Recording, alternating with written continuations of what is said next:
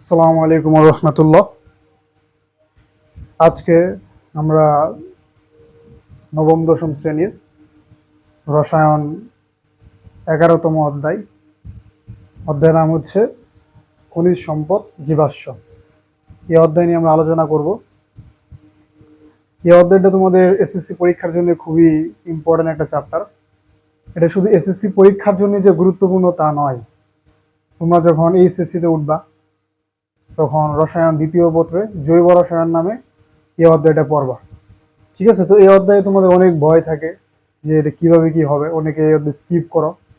ঠিক আছে, তো এই অধ্যায়টাকে আমরা আসলে এমনভাবে শেষ করব যে এরপরে তুমি কখন আসলে এই অধ্যায় স্কিপ করার কথা চিন্তা করবা না।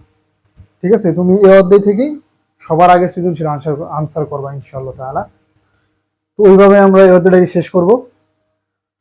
তো এই অধ্যায়ের শুরুতেই আমাদের কিছু থিওরি নিয়ে আলোচনা করা আছে, কিছু থিওরি নিয়ে কথাবার্তা বলা আছে। যেমন শুরুতে বলা আছে তোমার জীবাশ্ম জ্বালানি। তো এই অধ্যায়ের নাম যেহেতু জীবাশ্ম, তো জীবাশ্ম কি এই বিষয় নিয়ে আমরা একটু কথাবার্তা বলি নাকি।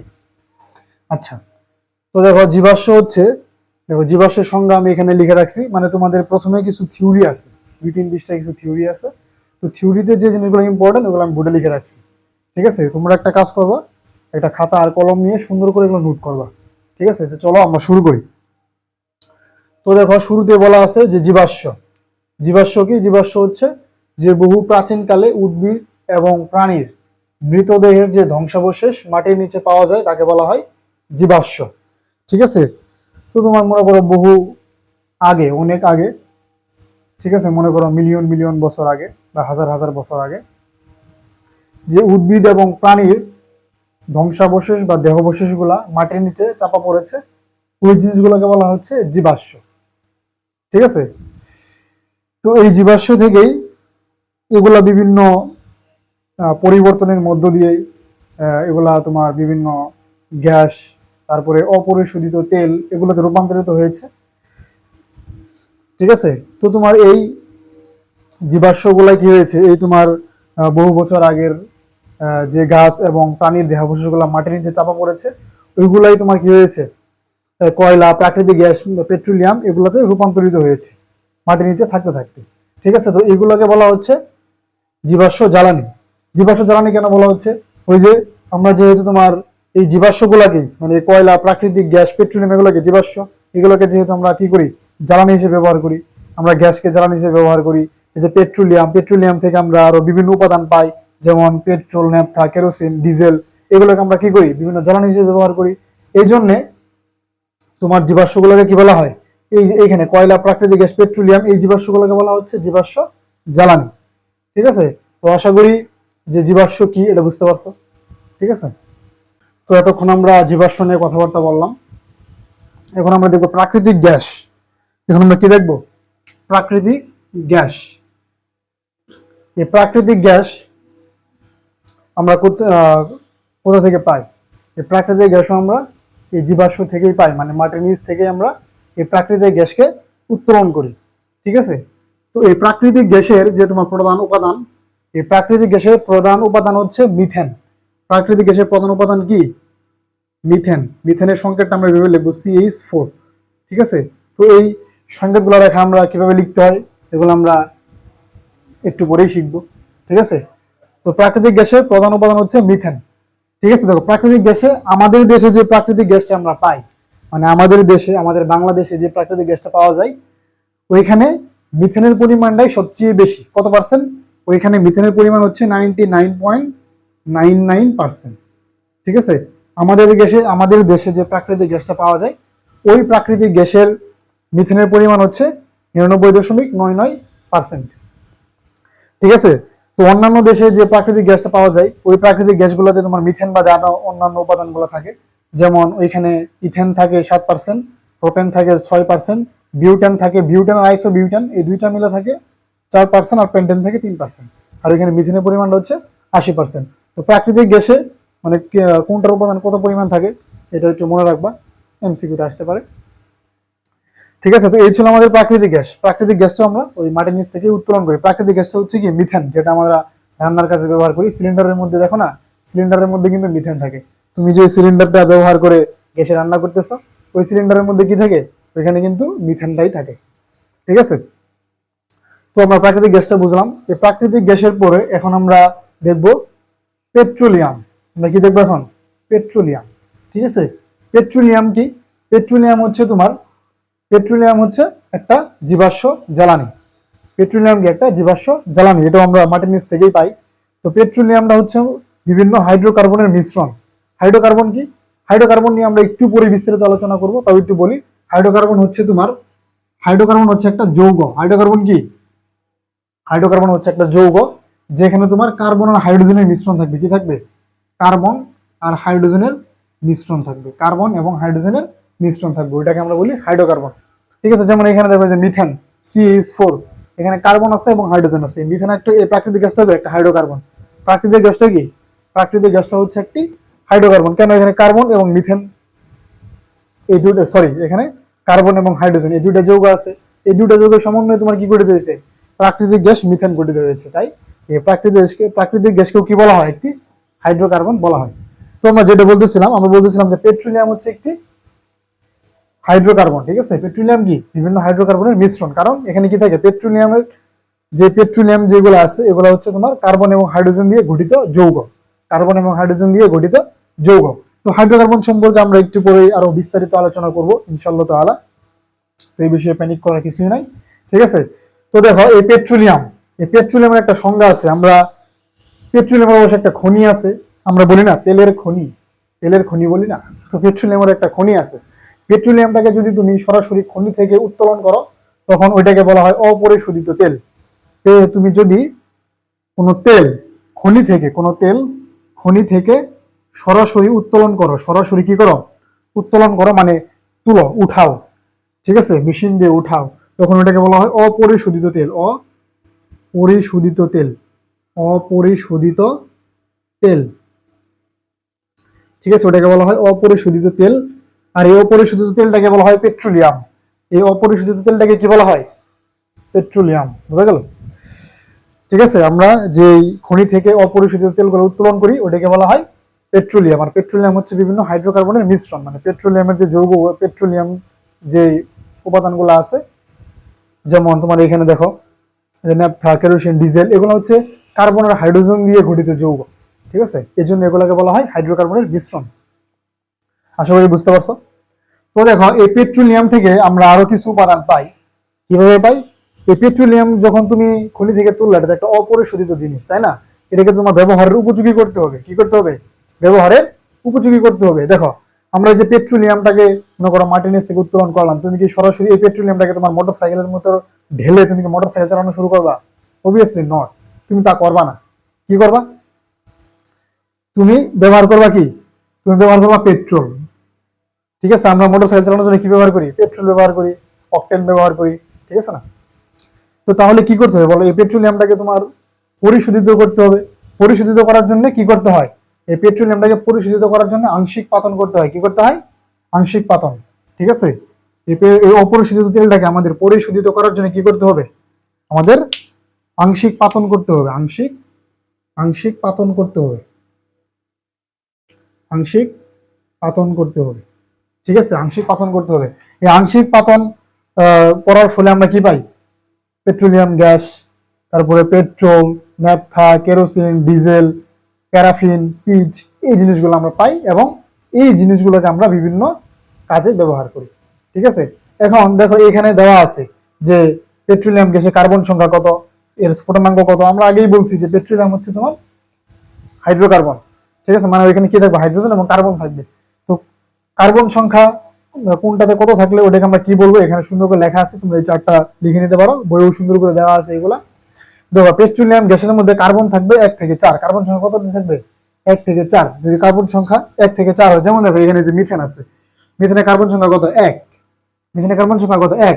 এরকম এরপর যদি আমরা অকটেন দেখি, আমাদের অকটেনে কার্বন সংখ্যা কত থাকে বলো? অকটেনে আমাদের কার্বন সংখ্যা থাকে 8টা।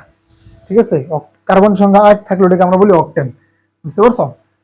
তেমন এগুলো পেট্রোলিয়াম গ্যাসও যদি কার্বন সংখ্যা 1 থেকে 4 হয়, তখন ওটাকে বলি আমরা পেট্রোলিয়াম। আর পেট্রোলিয়ামের মানে আংশিক পাতন যখন করবা, মানে কত ডিগ্রি সেলসিয়াস তাপমাত্রা ছিল পেট্রোলিয়াম গ্যাসে রূপান্তরিত হবে 0 ডিগ্রি থেকে 20 ডিগ্রি সেলসিয়াস তাপমাত্রা, 0 ডিগ্রি থেকে 20 ডিগ্রি সেলসিয়াস তাপমাত্রা যদি পাতন করো তাহলে ওটা পেট্রোলিয়াম গ্যাসে রূপান্তরিত হবে। পেট্রোল এই যে অপরিশোধিত তেল থেকে পেট্রোলিয়াম গ্যাসে কনভার্ট হবে। আবার এই পেট্রোলের ক্ষেত্রে কত তাপমাত্রা লাগবে 21 থেকে 70 এবং কার্বন সংখ্যা থাকতে হবে 5 থেকে 10।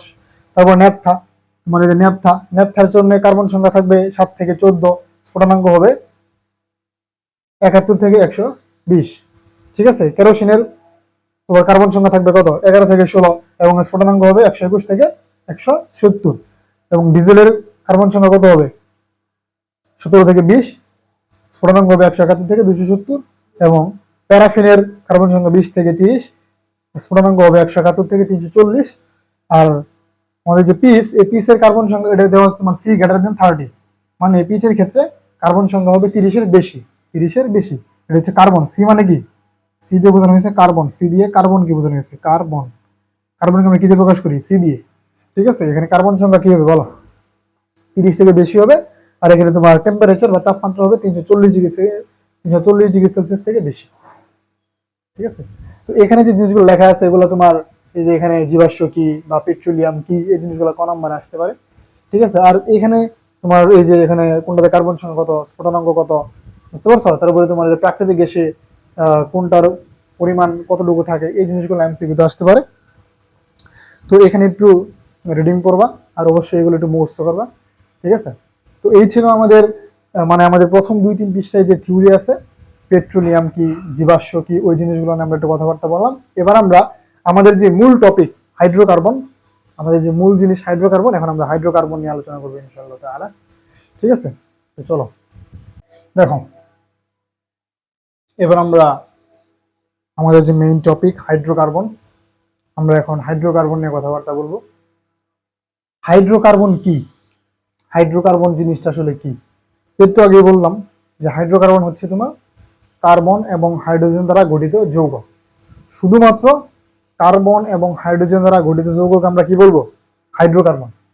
হাইড্রোকার্বনের সংজ্ঞা কি, কার্বন এবং হাইড্রোজেন দ্বারা গঠিত যৌগকে হাইড্রোকার্বন বলে। ঠিক আছে, হাইড্রোকার্বনের মধ্যে কি থাকবে বলো, হাইড্রোকার্বনের মধ্যে কি থাকবে, হাইড্রোজেন হাইড্রোজেন হাইড্রোজেন আর কার্বন থাকবে। হাইড্রোকার্বনের মধ্যে কি থাকবে, হাইড্রোজেন এবং কার্বন, হাইড্রোজেন এবং কার্বন থাকবে, কার্বন। ঠিক আছে, হাইড্রোজেনের সংকেত কি বলো, হাইড্রোজেনকে আমরা এইচ দিয়ে প্রকাশ করি, এইচ। আর কার্বনকে কি দিয়ে প্রকাশ করি আমরা, সি দিয়ে। কার্বনকে আমরা সি দিয়ে প্রকাশ করি। তাহলে হাইড্রোকার্বনের মধ্যে কি থাকবে, হাইড্রোজেন এবং কার্বন থাকবে। এই হাইড্রোজেন এবং কার্বন দ্বারা গঠিত যৌগকে আমরা কি বলবো, হাইড্রোকার্বন বলবো।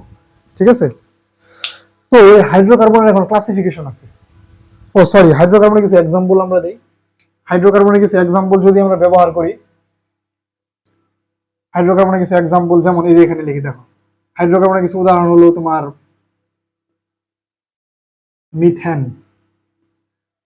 ঠিক আছে, আরো একটা উদাহরণ দেই, ইথিন। ঠিক আছে, এটাকে আমরা কি বললাম, ইথিন, এটা হচ্ছে ইথিন। আরো কিছু উদাহরণ দিই,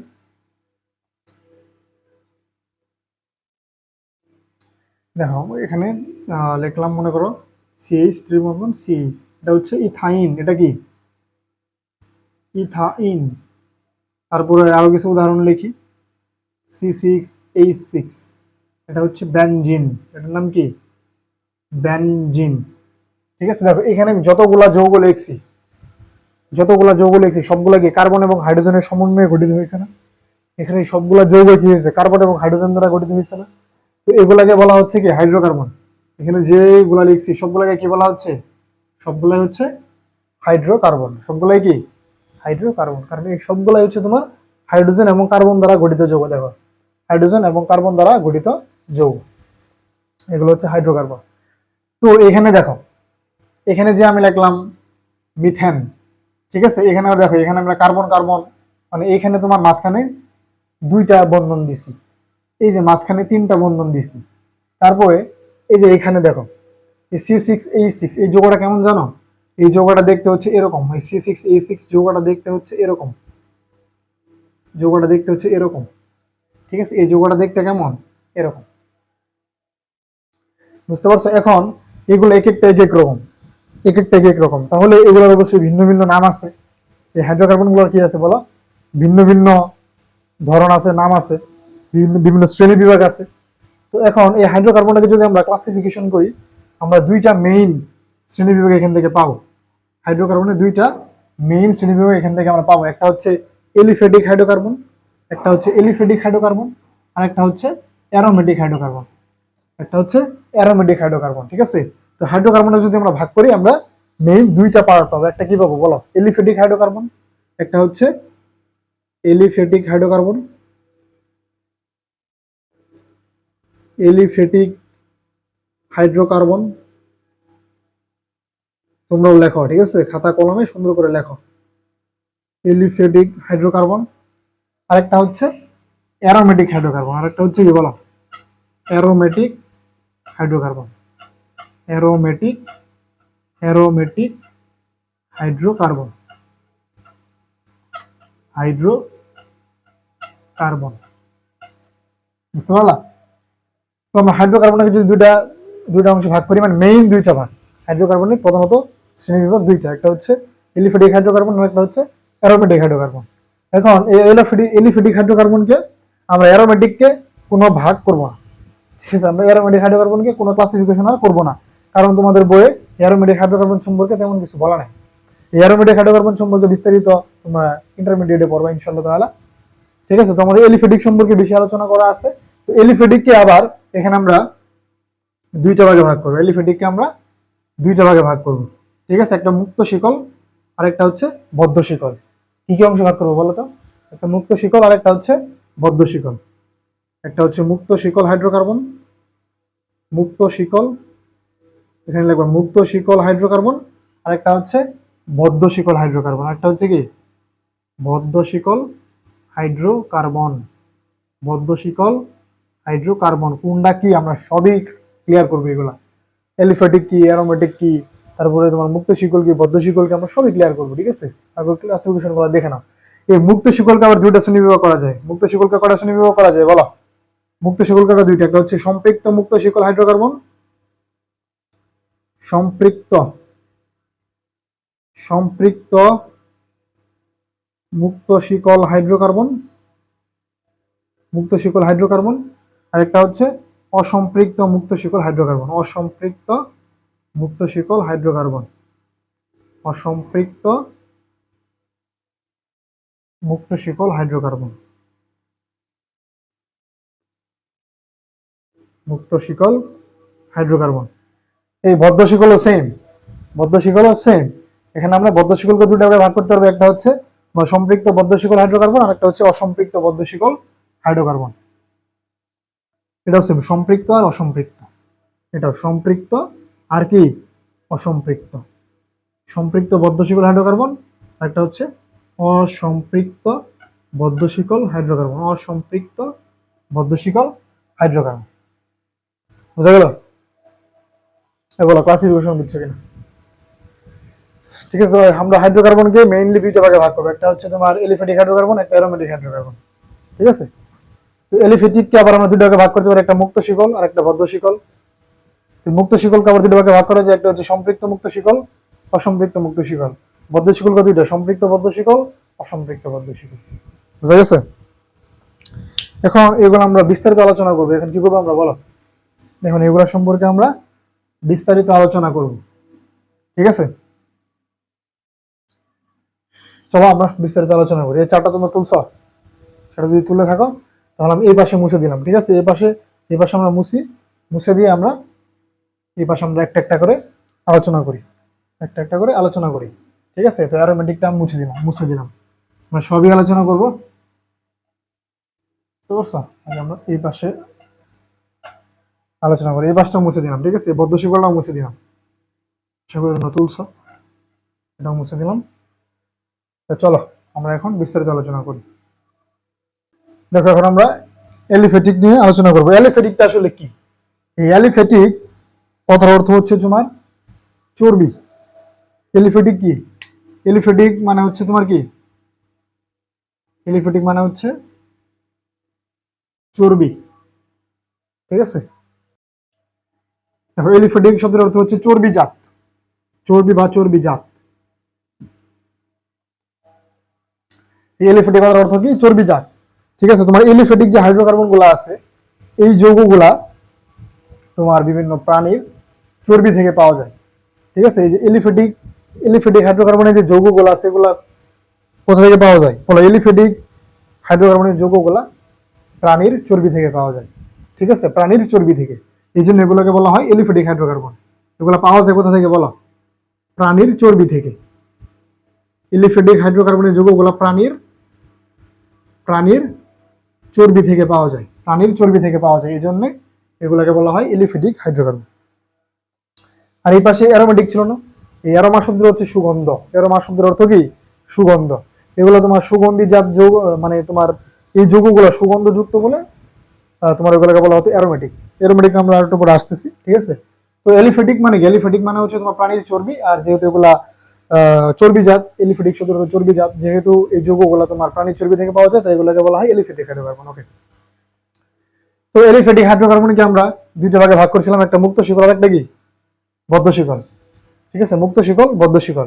দেখো মুক্ত শিকল আমরা এখন মুক্ত শিকল নিয়ে আলোচনা করি। মুক্ত শিকল,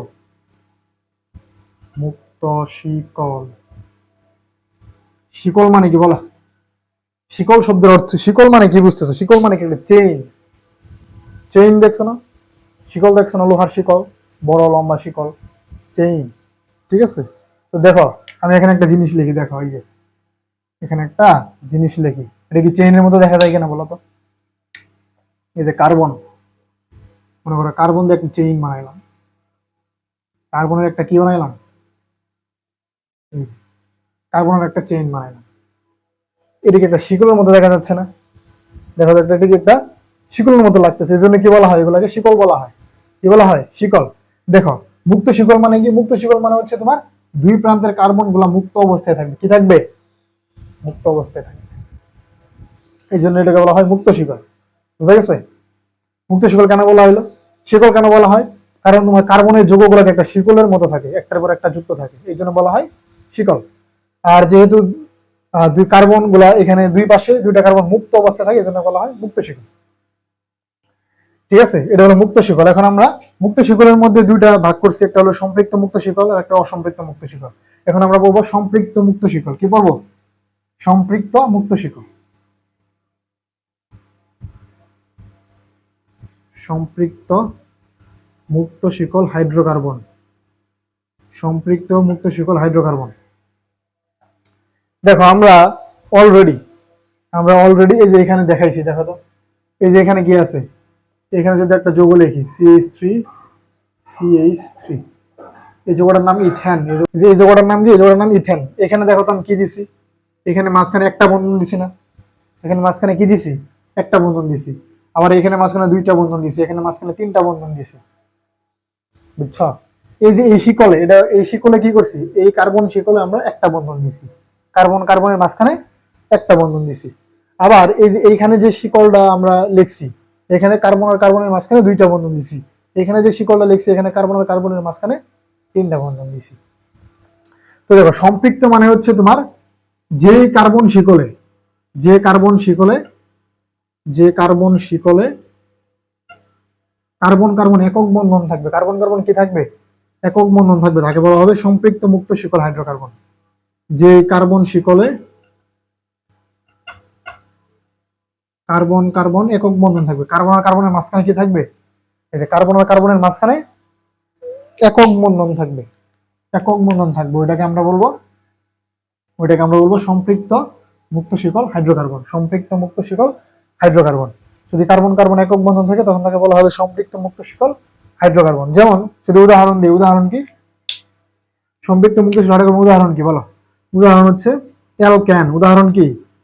অ্যালকেনের যত যৌগ আছে, অ্যালকেন জাতীয় যত যৌগ আছে সবগুলাই কি সম্পৃক্ত মুক্ত শিকল হাইড্রোকার্বন হবে। যেমন অ্যালকেনের যৌগ আমরা কি লিখতে পারি? এই যে ইথেন, C2H6 ইথেন। তারপর লিখতে পারি আমরা প্রোপেন, C3H8, ঠিক আছে, এগুলার নাম কিভাবে হয় না হয় আমরা শিখবো, একটু পরেই শিখবো, ঠিক আছে, এগুলো আমরা বিস্তারিত শিখবো, ওদের দুটো বুঝে নাও। তাহলে সম্পৃক্ত মুক্ত শিকল হাইড্রোকার্বন কি? যে কার্বন শিকলে কার্বন কার্বন একক বন্ধন থাকে তাকে বলা হচ্ছে, একক বন্ধন থাকবে তাকে বলা হচ্ছে সম্পৃক্ত মুক্ত শিকল হাইড্রোকার্বন। এটা যদি আমরা ভেঙে লিখি কি হবে, দেখো কার্বন দুইটা নাই, কার্বন কার্বন কার্বন কার্বন একক বন্ধন, ঠিক আছে, এখানে হবে 3টা হাইড্রোজেন, এখানে থাকবে 3টা হাইড্রোজেন। এটা দেখো এই যে এখানে C3, এখানে কার্বনের 3টা কার্বনের যুক্ত থাকবে, দেখো সবগুলোর মাঝখানে কি একটা করে বন্ধন। এই যে কার্বন কার্বন একক বন্ধন, কার্বন কার্বন কি একক বন্ধন, ঠিক আছে, এখানে হাইড্রোজেন হবে আমাদের 3টা, মাঝখানে হাইড্রোজেন হবে 2টা, এখানে হাইড্রোজেন হবে 3টা। এগুলো কিভাবে লিখতে হয় আমরা বিস্তারিত শেখাবো, আমাদের এখানে শুধু একটু বুঝে নাও। তাহলে তোমার এগুলো হচ্ছে সম্পৃক্ত মুক্ত শিকল হাইড্রোকার্বন। সম্পৃক্ত মুক্ত শিকল হাইড্রোকার্বন কি? যে কার্বন শিকলে কার্বন কার্বন একক বন্ধন থাকবে এবং কার্বন কি থাকবে, দুই পাশের কার্বন গুলা মুক্ত অবস্থায় থাকবে, দুই পাশের কার্বন গুলা মুক্ত অবস্থায় থাকবে, তাকে বলা হবে সম্পৃক্ত মুক্ত শিকল হাইড্রোকার্বন। এখন আমরা দেখবো অসম্পৃক্ত মুক্ত শিকল হাইড্রোকার্বন। অসম্পৃক্ত অসম্পৃক্ত মুক্ত শিকল হাইড্রোকার্বন, অসম্পৃক্ত মুক্ত শিকল হাইড্রোকার্বন, অসম্পৃক্ত মুক্ত শিকল হাইড্রোকার্বন। এই অসম্পৃক্ত মুক্ত শিকল হাইড্রোকার্বন কি? এখানেও তোমার এই যে কার্বন গুলা কি থাকবে, দুই পাশের কার্বন গুলা মুক্ত অবস্থায় থাকবে, এখানেও আমাদের নামটা কি মুক্ত শিকল, মানে দুই পাশে কার্বন মুক্ত থাকবে। অসম্পৃক্ত মানে কি? অসম্পৃক্ত মানে হচ্ছে এখানে কার্বন কার্বন দ্বিবন্ধন থাকবে অথবা কার্বন কার্বন ত্রিবন্ধন থাকবে, যে কোনো দুইটা কার্বনের মাঝখানে, যে কোনো দুইটা, একটা কার্বন শিকলের মধ্যে যে কোনো দুইটা কার্বনের মাঝখানে যদি কার্বন কার্বন একটা দ্বিবন্ধন অথবা কার্বন কার্বন একটা ত্রিবন্ধন থাকে তখন আমরা সেটাকে বলবো অসম্পৃক্ত। তখন কি বলবো? অসম্পৃক্ত, ঠিক আছে। এই দ্বিবন্ধন আর ত্রিবন্ধন থাকার কারণে আমরা কি বলবো? অসম্পৃক্ত মুক্ত শিকল হাইড্রোকার্বন বলবো। যেমন এই যে ইথিন, যেমন ইথিন, ঠিক আছে, যেমন ইথাইন, ইথাইন, বুঝতে পারছো? এগুলো হচ্ছে আমাদের অসম্পৃক্ত, এগুলো হচ্ছে আমাদের কি অসম্পৃক্ত মুক্ত শিকল হাইড্রোকার্বন। তুমি চাইলে আরো বড় যৌগ লিখতে পারো, ইথিনের বড় যৌগ আমরা লিখি, যেমন CH3, CH দ্বিবন্ধন CH2, ঠিক আছে। এই দেখো এখানে তোমার কার্বন 3টা কার্বন আছে, 1 2 3টা কার্বন, এই যে এখানে কার্বন কার্বনের মাঝখানে কি আছে? দ্বিবন্ধন আছে, এর জন্য একটা কি, এটা অসম্পৃক্ত। এটা কি? অসম্পৃক্ত মুক্ত শিকল হাইড্রোকার্বন। আশা করি মুক্ত শিকল হাইড্রোকার্বন সম্পর্কে তোমাদের ক্লিয়ার হয়েছে। মুক্ত শিকল হাইড্রোকার্বন ক্লিয়ার হয়েছে না? আশা করি ক্লিয়ার হয়েছে, ঠিক আছে। তো এবার আমরা দেখবো এই পাশে আমাদের কি ছিল বলতো? এই পাশে আমাদের কি ছিল? এই পাশে আমাদের ছিল বদ্ধ শিকল হাইড্রোকার্বন। কি ছিল? বদ্ধ শিকল হাইড্রোকার্বন। বদ্ধ শিকল আবার দুইটা ছিল, একটা কি সম্পৃক্ত আর একটা কি অসম্পৃক্ত। এখন আমরা বদ্ধ, আমরা কি দেখবো বলো? বদ্ধ শিকল সম্পৃক্ত হাইড্রোকার্বন দেখবো, সম্পৃক্ত বদ্ধ শিকল হাইড্রোকার্বন দেখবো, আর অসম্পৃক্ত বদ্ধ শিকল হাইড্রোকার্বন দেখবো, ঠিক আছে। এখন আমরা দেখবো সম্পৃক্ত বদ্ধ শিকল হাইড্রোকার্বন আর অসম্পৃক্ত বদ্ধ শিকল হাইড্রোকার্বন। ওকে, সম্পৃক্ত বদ্ধ শিকল হাইড্রোকার্বন, সম্পৃক্ত বদ্ধ শিকল হাইড্রোকার্বন।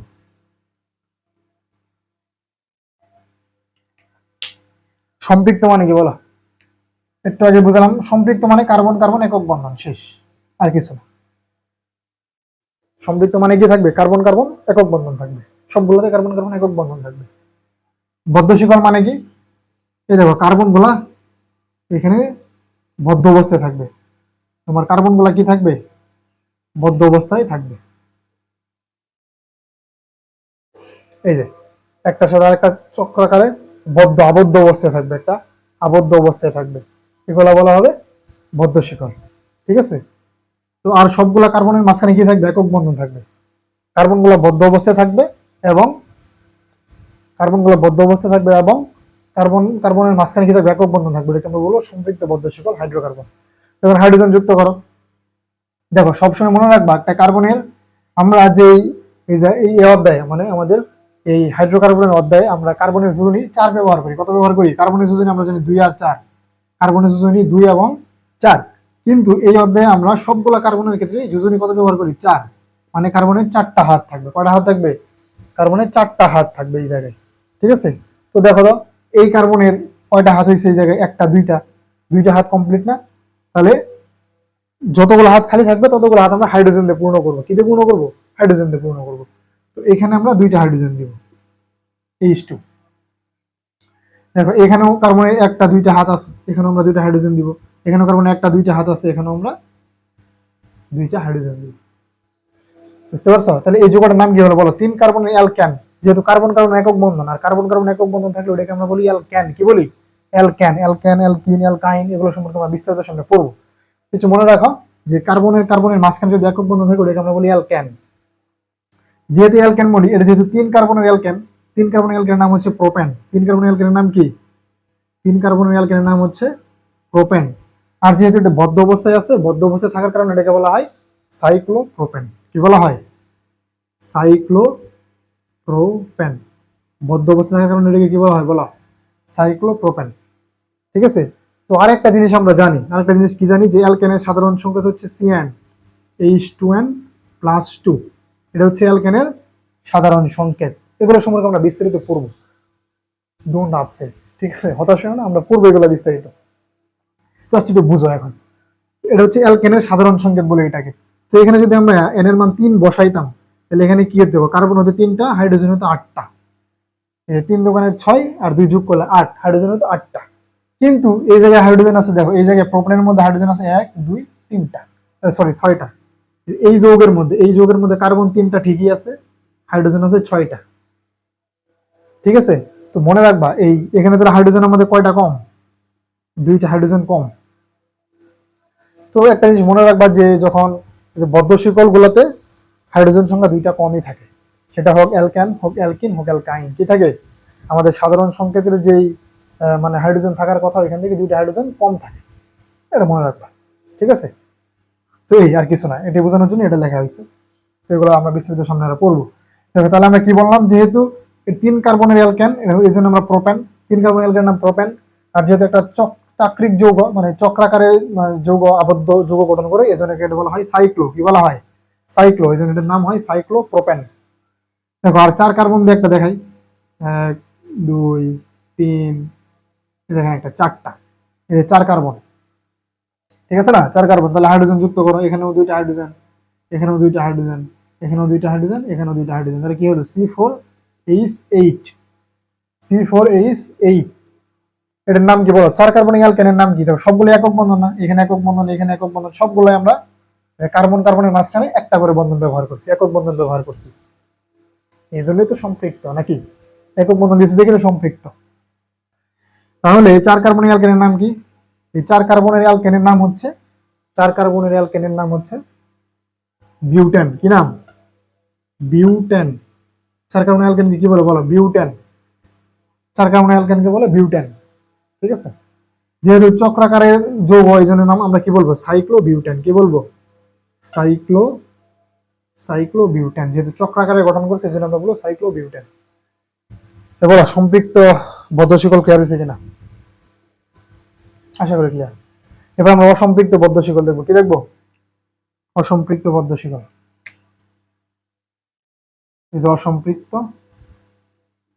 বদ্ধ শিকল দেখবো। অসম্পৃক্ত বদ্ধ শিকল কি বলে? অসম্পৃক্ত বদ্ধ শিকলে কার্বন কার্বন দ্বিবন্ধন অথবা কার্বন কার্বন ত্রিবন্ধন থাকবে। যে কোনো 2টা কার্বনের মধ্যে, যে কোনো 2টা কার্বনের মধ্যে কার্বন কার্বন দ্বিবন্ধন অথবা কার্বন কার্বন ত্রিবন্ধন থাকবে। 2টা থাকলে হবে, সবগুলোতে না, যে কোনো 2টা, মানে একটা থাকলে হবে, একটা দ্বিবন্ধন অথবা একটা ত্রিবন্ধন থাকলেই ওটাকে আমরা বলবো অসম্পৃক্ত। ওটাকে কি বলবো আমরা? অসম্পৃক্ত। তাহলে অ্যালকিন কিভাবে হবে বলো তো? অ্যালকিন, এই যে মনে করো কার্বন কার্বন এখানে দ্বিবন্ধন দিয়ে দিলাম, নাও এই যে এখানে কার্বন কার্বন দ্বিবন্ধন দিছি না, এখানে আরেকটা কার্বন দিতে হবে। এই যে কার্বন কার্বন একটা দ্বিবন্ধন দিছি না, এজন্য কি হয়ে গেছে? অসম্পৃক্ত। এজন্য কি দ্বিবন্ধন থাকার কারণে এটা কি হয়ে গেছে? অসম্পৃক্ত। এই যে বদ্ধ অবস্থায় আছে, এজন্য কি অসম্পৃক্ত বদ্ধ শিকল হাইড্রোকার্বন। তাহলে এখানে হাইড্রোজেন কয়টা হবে বলো? 2 একটা। কেন? এই যেখানে কার্বনের, আমরা কি বলছিলাম, কার্বনের হাত কয়টা? 4টা। এখানে কয়টা আছে? 1 2 3, একটা হাইড্রোজেন দিয়ে দিলাম, 4টা হাত হয়ে গেল। এখানে আমাদের একটা হাইড্রোজেন দিতে হবে, এই জায়গায় আমাদের 2টা হাইড্রোজেন দিতে হবে। তাহলে এটার নাম কি বলো? এটা হলো আমাদের C3H4। C3H4। ঠিক আছে, দেখো আমাদের অ্যালকিন এটা কি, যদি কার্বন কার্বন দ্বিবন্ধন থাকে ওটাকে আমরা কি বলি, অ্যালকিন। কি বলি, অ্যালকিন। আর অ্যালকিনের সাধারণ সংকেত CnH2n। সেই হিসেবে এখানে কার্বন থাকে তিনটা, কার্বন যেহেতু তিন, তাহলে হাইড্রোজেন হওয়ার কথা ছিল তিন দোকানে ছয়, হাইড্রোজেন হওয়ার কথা ছিল কয়টা, ছয়টা, কিন্তু দুইটা হাইড্রোজেন কি আছে, কম আছে। দেখো এখানে আছে চারটা হাইড্রোজেন। একটু আগে তো বললাম যেহেতু তোমার এই বদ্ধশিকল হাইড্রোকার্বন গুলোতে হাইড্রোজেন কটা থাকে, দুইটা কম থাকে, দুইটা কম থাকে। তাহলে দেখো যেহেতু এখানে তোমার কার্বন কার্বন দ্বিবন্ধন আছে যেমন অ্যালকিন, আর যেহেতু এখানে কার্বন তিনটা, এক দুই তিন, তিনটা কার্বন, আর তিনটা কার্বন হলে আমরা কি বলি, তিন কার্বনের অ্যালকিনের নাম কি, প্রোপিন। কি নাম, প্রোপিন, প্রোপিন। যেহেতু এটা চক্রাকারে গঠন করছে জন্য আমরা কি বলবো, সাইক্লোপ্রোপিন। কি বলবো, সাইক্লোপ্রোপিন বলবো। কি বলবো, সাইক্লোপ্রোপিন। যেহেতু একটা বদ্ধ অবস্থায় আছে এজন্য কি বলবো, সাইক্লোপ্রোপিন। তো চলো 4 কার্বন দিয়ে দেখাই একটা। এই যে মনে করে এখানে কার্বন কার্বন দ্বিবন্ধন আছে, এই যে এই, ঠিক আছে, এই যে এটা, এই যে কার্বন কার্বন একটা দ্বিবন্ধন। এখানে হাইড্রোজেন কটা হবে বলো, এই যে এক তিনটা হাত আছে, এই জায়গায় একটা হাইড্রোজেন দিবা, এই জায়গায় দুইটা হাত আছে, দুইটা হাইড্রোজেন দিবা, এই জায়গায় দুই তিন হাত আছে, একটা হাইড্রোজেন, এখানে দুইটা হাইড্রোজেন। তাহলে 4 কার্বনের অ্যালকিনের নাম কি, বিউটিন। কি নাম, 4 কার্বনের অ্যালকিনের নাম হচ্ছে বিউটিন। যেহেতু এটা চক্রাকার, যেহেতু বদ্ধ অবস্থায় আছে এজন্য কি বলবো না, সাইক্লোবিউটিন। কি বলবো, সাইক্লোবিউটিন। বুঝতে পারছো, এই হলো অসম্পৃক্ত বদ্ধশিকল হাইড্রোকার্বন। তা আশা করি যে তোমরা এলিফ্যাটিক হাইড্রোকার্বনটা বুঝতে পারছো। ঠিক আছে, এলিফ্যাটিক হাইড্রোকার্বনের যত শ্রেণী বিভাগ ছিল আমরা ওই বিষয়টা নিয়ে আলোচনা করলাম। এবার আমরা একটু এলিফ্যাটিক নিয়ে আলোচনা করবো। কি নিয়ে, আমাদের অ্যারোমেটিক শেষ, সরি ভুল বলছি। আমাদের এলিফ্যাটিকের যত শ্রেণী বিভাগ ছিল আমরা আলোচনা করে ফেলছি, আমরা অ্যারোমেটিক নিয়ে আলোচনা করবো। এই যে এলিফ্যাটিক ছিল, আর এই পাশে আরেকটা কি ছিল বলো, অ্যারোমেটিক ছিল না, অ্যারোমেটিক। তখন আমরা একটু অ্যারোমেটিক নিয়ে কথাবার্তা বলবো, বুঝছো। ওকে, আমরা এলিফ্যাটিক নিয়ে কথাবার্তা শেষ করলাম। আমাদের এই পাশে কি ছিল বলো, এলিফ্যাটিক, আর এই পাশে ছিল অ্যারোমেটিক। এই পাশে কি ছিল, অ্যারোমেটিক। অ্যারোমেটিক হাইড্রোকার্বন ছিল না, অ্যারোমেটিক হাইড্রোকার্বন ছিল না, ছিল তো নাকি। দেখো অ্যারোমেটিক যে যৌগগুলো আছে এগুলো হচ্ছে সুগন্ধযুক্ত। কি, সুগন্ধযুক্ত, গন্ধ মানে ঠিক আছে, হ্যাঁ সুগন্ধ মানে ঠিক আছে, তার মানে সুগন্ধযুক্ত। অ্যারোমেটিক শব্দের অর্থ কি, মানে যে অ্যারোমেটিক আমাদের প্রথম যে অ্যারোমেটিক যৌগগুলো পাওয়া গিয়েছিল ওই অ্যারোমেটিক যৌগগুলো ছিল সুগন্ধযুক্ত, এই জন্য এগুলোর নামকরণ করা হয়েছে অ্যারোমেটিক। বুঝছো, অ্যারোমেটিক যে যৌগগুলো পাওয়া গিয়েছিল এগুলো কি ছিল, সুগন্ধযুক্ত, এই জন্য এগুলোর নামকরণ করা হয়েছে অ্যারোমেটিক। বুঝলা। তো দেখো এখানে অ্যারোমেটিক যৌগ কোনগুলা, অ্যারোমেটিক যৌগগুলো হচ্ছে এখানে তোমার বইয়ে দুইটা যৌগ আছে, একটা হচ্ছে বেনজিন আর একটা হচ্ছে নেপথালিন। অ্যারোমেটিক যৌগ কোনগুলা, বেনজিন আর নেপথালিন।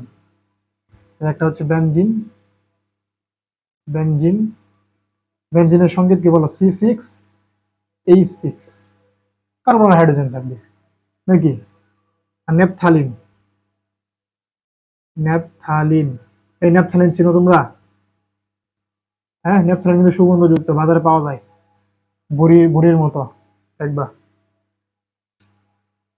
C10H8, নেপথালিনের সংকেত কি, C10H8।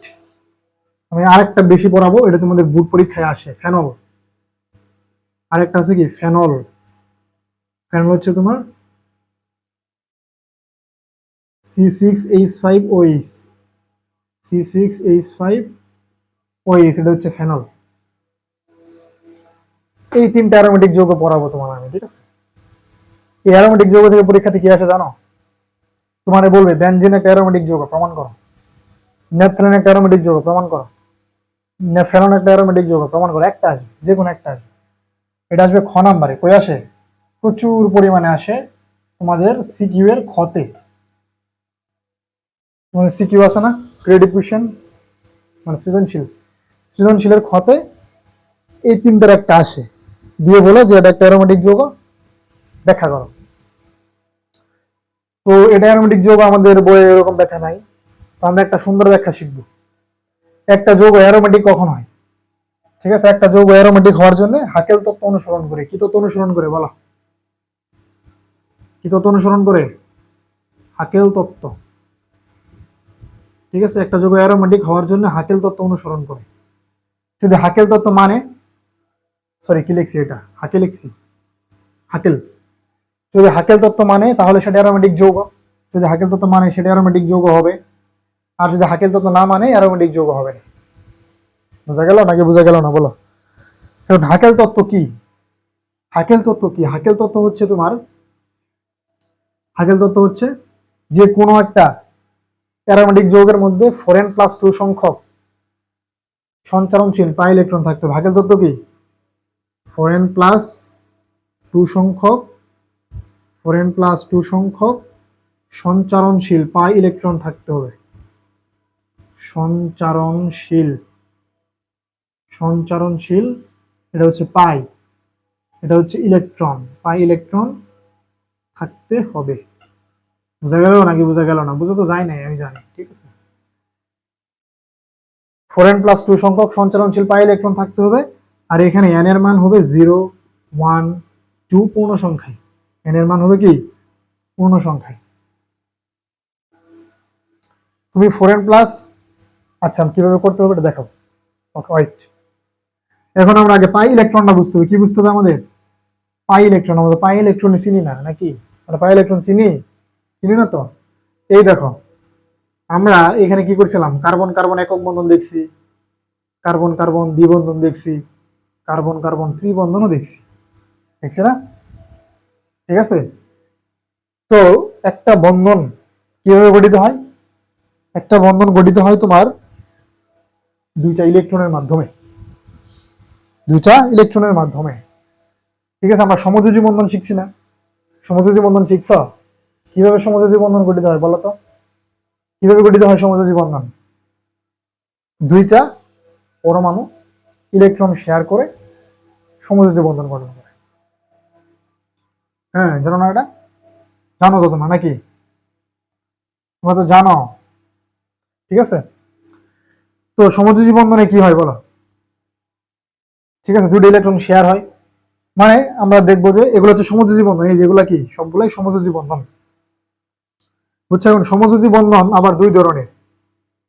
এই সমযোজী বন্ধন আবার কয় ধরনের হয় তোমাদের বইয়ে যাতে আলোচনা নাই, তোমরা জানবা কিভাবে বলো? ঠিক আছে, এই সমযোজী বন্ধন হচ্ছে দুই ধরনের। একটা হচ্ছে সবল, একটা হচ্ছে দুর্বল। একটা হচ্ছে কি সবল মানে শক্তিশালী সমযোজী বন্ধন, আর একটা হচ্ছে দুর্বল সমযোজী বন্ধন, দুর্বল। এই শক্তিশালী সমযোজী বন্ধন, এই সবল বা শক্তিশালী সমযোজী বন্ধনটাকে বলা হয় সিগমা বন্ধন। কি বন্ধন? এটার নাম হচ্ছে সিগমা। এর নাম কি? সিগমা। সিগমা বন্ধন। একটা হচ্ছে পাই বন্ধন, আর একটা দুর্বলটাকে বলা হয় পাই বন্ধন। এই দুর্বলটাকে কি বলে? পাই বন্ধন। এটা হচ্ছে পাই। বোঝা গেল নাকি বোঝা গেল না? সমযোজী বন্ধন দুইটা, একটা সিগমা বন্ধন, একটা পাই বন্ধন। বুঝতে পারছো? দেখো, এই যে কার্বন কার্বন একক বন্ধন থাকে না, এটা যে একটাই বন্ধন রে ভাই, এখানে একটা বন্ধনই আছে। তাহলে যখন দেখবা কার্বনের কার্বনের মাঝখানে একটা বন্ধনই আছে, তখন এটা সিগমা বন্ধন। কি বন্ধন? ওটা শক্তিশালী বন্ধন, এবং ওটাকে বলা হয় সিগমা বন্ধন। আবার যখন কার্বন কার্বন দ্বিবন্ধন থাকে, তখন এখানে একটা সিগমা বন্ধন থাকে আর একটা পাই বন্ধন থাকে। এই যে কার্বন কার্বন দ্বিবন্ধন দিছি না, এখানে একটা থাকে সিগমা আর একটা কি থাকে? পাই। মুখস্থ করো, না বুঝলে মুখস্থ করো। ঠিক আছে, মুখস্থ করো। এই দেখো, কার্বন কার্বন এখানে তিনটা বন্ধন না, এখানে একটা পাই বন্ধন থাকে। আর বাকি দুইটা কি? বাকি দুইটা হলো পাই বন্ধন। বাকি দুইটা কি? বাকি দুইটা হলো পাই বন্ধন। এই যেটাও পাই বন্ধন, নিচেরটাও পাই বন্ধন। বুঝতে পারছো? কার্বন কার্বন যে ত্রিবন্ধন থাকে, একটু গ্যাপ দিলাম বেশি করে। ত্রিবন্ধনে কি একটা থাকে সিগমা, আর বাকি দুটো কি? পাই। বাকি দুটো কি? পাই। এই হলো পাই বন্ধন। বুঝছো? আমরা দ্বিবন্ধন যখন দেখবো তখন দেখবো কি এখানে একটা পাই বন্ধন আছে, যখন ত্রিবন্ধন দেখবো এখানে দুইটা পাই বন্ধন আছে, একটা সিগমা বন্ধন আছে। এতটুকুই বুঝো, এর বেশি বুঝতে হবে না। এর বেশি কি করতে হবে না, বুঝতে হবে না। আশা করি সিগমা বন্ধন আর পাই বন্ধন কিছুটা হলো ধারণা পাইছো। ওকে, তো আমরা এখানে একটা কথা বলছি যে, মনে করো এখন আমাদের পরীক্ষাতে বলছে, আমাদের পরীক্ষাতে বলছে যে বেনজিন একটা অ্যারোমেটিক যৌগ, ব্যাখ্যা করো। আমাদের পরীক্ষাতে বললো কি, বেনজিন একটা অ্যারোমেটিক যৌগ, ব্যাখ্যা করো। এখন আমরা কিভাবে ব্যাখ্যা করব? আমরা লিখবো যে বেনজিন একটা চাক্রিক যৌগ, এই জন্য এটিকে অ্যারোমেটিক বলা হয়। তাছাড়া হচ্ছে বেনজিন হাকেল তত্ত্ব অনুসরণ করে, এই জন্য একে অ্যারোমেটিক যৌগ বলা হয়। আমরা জানি যে সকল যৌগ অ্যারোমেটিক ওইগুলো হাকেল তত্ত্ব অনুসরণ করে। তো বেনজিন যেহেতু হাকেল তত্ত্ব অনুসরণ করে, তাই বেনজিনকে অ্যারোমেটিক যৌগ বলে। এখন বেনজিন কিভাবে হাকেল তত্ত্ব অনুসরণ করলো ওইটা তো দেখাই দিতে হবে নাকি? ওইটা তো দেখাই দিতে হবে রে। কিভাবে দেখাবা? বেনজিন মানে কি C6H6, বেনজিন মানে কি C6H6। বেনজিন দেখতে কেমন? বেনজিন দেখতে এমন, এই যে এমন। আঁকাতে পারবো না এটা? ইজি, আঁকাতে পারবো। এ বেনজিন, ঠিক আছে? বেনজিন দেখতে এমন। এখন এখানে কি থাকে? এক ঘর পর পর দ্বিবন্ধন থাকে। কি থাকে? দ্বিবন্ধন। মনে করো তুমি এখানে একটা দ্বিবন্ধন দিছো, এই যে মনে করো এখানে একটা দ্বিবন্ধন দিলা, এখানে একটা দ্বিবন্ধন দিলা। আচ্ছা, এটা আমরা কালার করে দিই নাকি? বেনজিনে কি থাকে? এরকম একটা ঘর বানাবা, 6 কোণা ঘর, 6টা খুঁটি দিয়ে। তারপরে এক ঘর পরে পরে দ্বিবন্ধন, একটা দ্বিবন্ধন, এই করে দিচ্ছে, এই ঘর বাদ, এই করে দ্বিবন্ধন, এই ঘর বাদ, এই করে দ্বিবন্ধন। বুঝা গেছে? এটা হলো বেনজিন। এটা কি? বেনজিন। এটা হলো বেনজিন। বুঝলা নাকি বুঝলা না? দেখো বেনজিন, তাহলে আমাদের কি থাকবে? বেনজিনে 4n+2 সংখ্যক পাই ইলেকট্রন, 4n+2 সংখ্যক পাই ইলেকট্রন থাকবে, 4n+2 সংখ্যক পাই ইলেকট্রন থাকবে। ঠিক আছে? 4n+, এখানে পাই ইলেকট্রন কয়টা আছে বলো? এখানে পাই 4n+2 সংখ্যক পাই ইলেকট্রন, এখানে পাই ইলেকট্রন কতগুলো আছে? এই যে বেনজিনে পাই ইলেকট্রন কতগুলো আছে? হ্যাঁ, এই দেখো পাই, একটা পাই বন্ধন, একটা পাই বন্ধন, একটা পাই বন্ধন, 3টা পাই বন্ধন আছে না? ঠিক আছে? বেনজিনের মধ্যে 3টা পাই বন্ধন আছে, 3টা। এখন একটা পাই বন্ধনে, একটা বন্ধনে কয়টা ইলেকট্রন থাকে? যে বললাম না, একটা বন্ধনের মধ্যে 2টা ইলেকট্রন থাকে, একটা বন্ধনের মধ্যে 2টা ইলেকট্রন থাকে, যে কোনো বন্ধন, সিগমা হোক পাই হোক, একটা বন্ধনের মধ্যে 2টা ইলেকট্রন থাকে। তাহলে এখানে 3টা পাই বন্ধন, কয়টা ইলেকট্রন আছে? 3 গুণ 2, তার মানে 6টা ইলেকট্রন আছে, 6টা। বেনজিনের মধ্যে কয়টা পাই ইলেকট্রন আছে? 6টা। বেনজিনের 3টা পাই বন্ধন আছে, 3টা পাই বন্ধনে 6টা পাই ইলেকট্রন আছে। তাহলে আমরা কি লিখবো বলো? এখানে আমাদের পাই ইলেকট্রন কয়টি? 6টি। আমাদের পাই ইলেকট্রন কয়টি? 6টি। তাহলে আমরা এখন এইভাবে লিখবো যে অতএব 4n+2 সমান 6, 4n+2 সমান কত? 6। তাহলে দেখবো আমরা এখান থেকে এর মান পূর্ণ সংখ্যা হয় কিনা। এর মান পূর্ণ সংখ্যা হলে বেনজিন হাকেল তত্ত্ব মানছে। ঠিক আছে? তাহলে এখানে দেখো 4n সমান কত হবে? 6 - 2, তার মানে 4। ঠিক আছে? 6 - 2, তার মানে 4n সমান কত? 4n সমান 4। তাহলে n সমান কত বলো? 4 দিয়ে 4 কে ভাগ করবা, 4/4, তার মানে n এর মান কত? 1। n এর মান কত? 1। n এর মানে এখানে কি পূর্ণ সংখ্যা না? দেখো আমরা কি বললাম, 0 1 2 3 4 এগুলো পূর্ণ সংখ্যা হবে। যেহেতু এখানে n এর মান পূর্ণ সংখ্যা হয়েছে, তাহলে বেনজিন কি করে? বেনজিন হাকেল তত্ত্ব মানে, অতএব বেনজিন একটা অ্যারোমেটিক যৌগ। কমপ্লিট। এভাবে সুন্দর করে লিখবা। ঠিক আছে? এভাবে সুন্দর করে লিখে দিবা। তো তুমি হাকেল তত্ত্বটা লিখবা যে আমরা কি লিখবো? যে সকল অ্যারোমেটিক যৌগ হাকেল তত্ত্ব অনুসরণ করে। হাকেল তত্ত্ব হচ্ছে 4n+2 সংখ্যা পাই ইলেকট্রন থাকতে হবে। বেনজিনে লিখবা পাই ইলেকট্রন আছে 6টি, অতএব 4n+2 সমান 6, n এর মান 1। যেহেতু n এর মান এখানে পূর্ণ সংখ্যা, অতএব বেনজিন হাকেল তত্ত্ব অনুসরণ করে, তাই বেনজিন একটা অ্যারোমেটিক যৌগ। বুঝলো নাকি বুঝলো না বলো? বুঝতে পারলাম নাকি বুঝতে পারলাম না?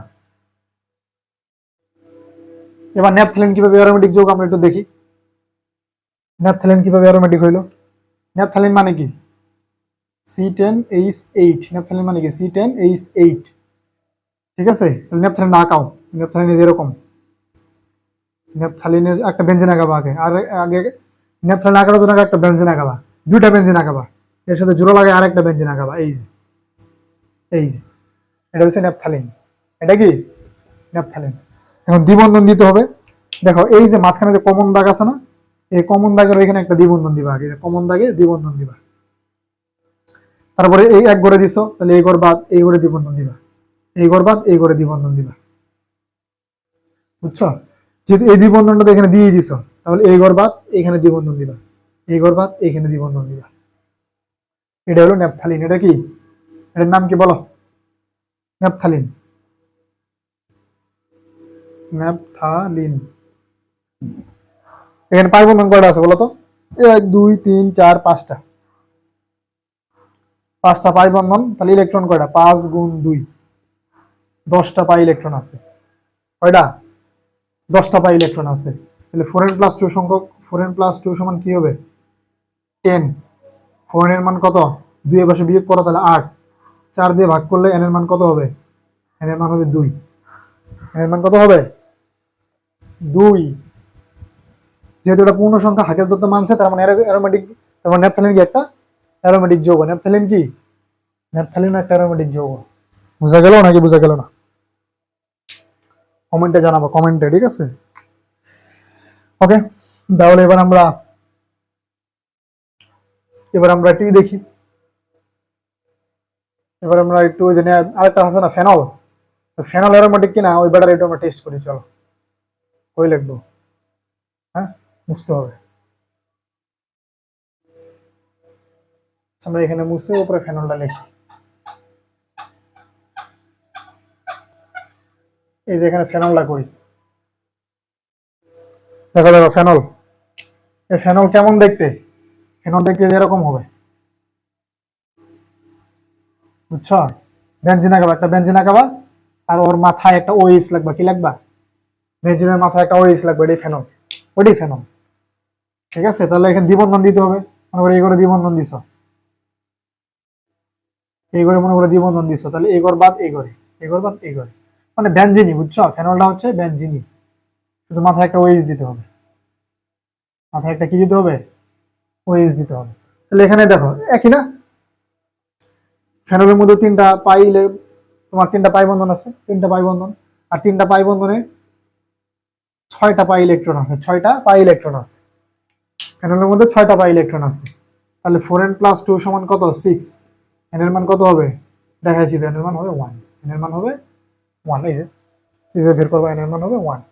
তার মানে ফেনলও কি তোমার হাকেল তত্ত্ব মানছে, এর জন্য ফেনল একটা অ্যারোমেটিক যৌগ। ফেনলও কি একটি অ্যারোমেটিক যৌগ। আশা করি এই পর্যন্ত তোমরা বুঝতে পারছো। খুবই ইম্পর্টেন্ট একটা টপিক দেখালাম, অ্যারোমেটিক যৌগ। কেন এটা তোমাদের খ নাম্বারে আসে, সৃজনশীলের খতে এটা আসে, বুঝছো? অনেক কিছু আশা করি শিখছো, বুঝতে পারছো।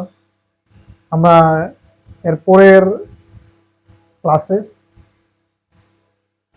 অ্যালকেন নিয়ে আলোচনা করব। কি নিয়ে? অ্যালকেন নিয়ে বিস্তারিত আলোচনা করব। অ্যালকেন, বুঝতে পারছো? এইভাবে অ্যালকিন, তারপরে অ্যালকাইন, তারপরে অ্যালডিহাইড, অ্যালকোহল, কার্বক্সিলিক অ্যাসিড, এরপরে পলিমার। এভাবে আমরা ধাপে ধাপে সবগুলা শেষ করব ইনশাআল্লাহ। তাহলে তুমি সবগুলা ক্লাস যদি দেখো, তাহলে তোমার এই অধ্যায়ে কোনো সমস্যায় থাকবে না, কোনো সমস্যায় থাকবে না। তো এই পর্যন্ত, ঠিক আছে? সুন্দর করে নোট করবা। আর আমাদের একটা গ্রুপ আছে, তোমরা যে চ্যানেলে ভিডিওটা দেখতেছো, ইউটিউব চ্যানেলে, ওই চ্যানেলের নামেই একটা ফেসবুকে গ্রুপ আছে। যদি ফেসবুকে সার্চ করো, ইনশাআল্লাহ গ্রুপটা পেয়ে যাবা। ওই গ্রুপে এই নোটগুলা, হ্যান্ড নোটগুলা পোস্ট করবা, ঠিক আছে? আসসালামু আলাইকুম ওয়া রাহমাতুল্লাহ।